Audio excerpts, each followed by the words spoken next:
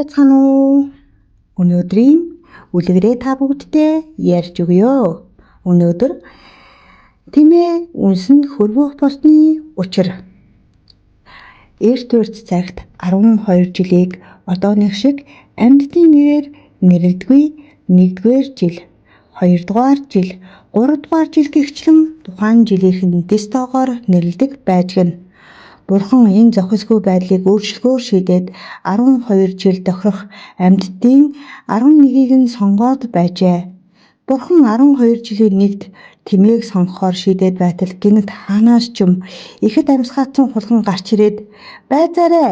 Түр хүлээ бурхан багш минь, та шударга ёс, эрх тэгш байдал, инэрэнгүй нинжин сэтгэлийг номлодгүй" гэж үү. Тэгсэн атлаа ам цагаан хулган намайг амьтны ядагт үзэн 12 жилд оруулахгүй орхих гэж байгаа юм уу гэж шулганаж гэнэ. Бурхан хариулна. Нэг суудлыг 2 амьтан хүсч байгаа учир би нэгийг нь сонгож нөгөөг нь гомдоохгүй. Тиймээс та хоёрын хэн нь төрүүлж ургахын улаан нарны туяаг харсан нь 12 жилийн нэг болог гэж айлдав. Ингээд тэр хоёр нар мандахыг хүлээх болжээ. Тэмээ наран ургах дорн зүгт итгэлтэйгээ харж зогсов.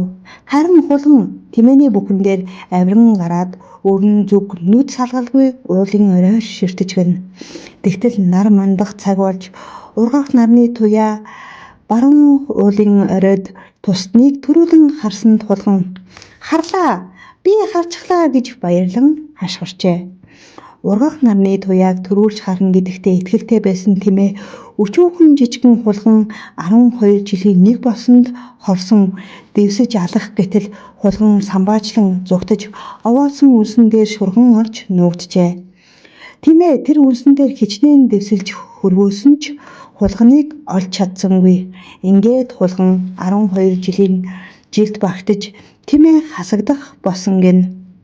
Тэр цагаас хойш тэмээ үнс хасгасан газар харах болгондоо очин дэвсэлж дээр нь хөрвөөдөг болсон гэдэг.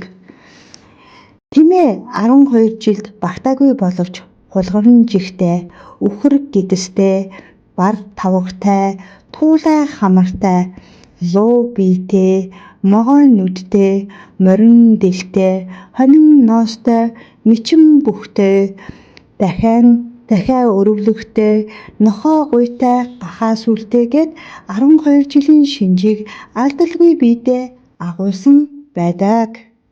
Үлгэр ийхүү төгслөө. Та бүхэндээ баярлалаа.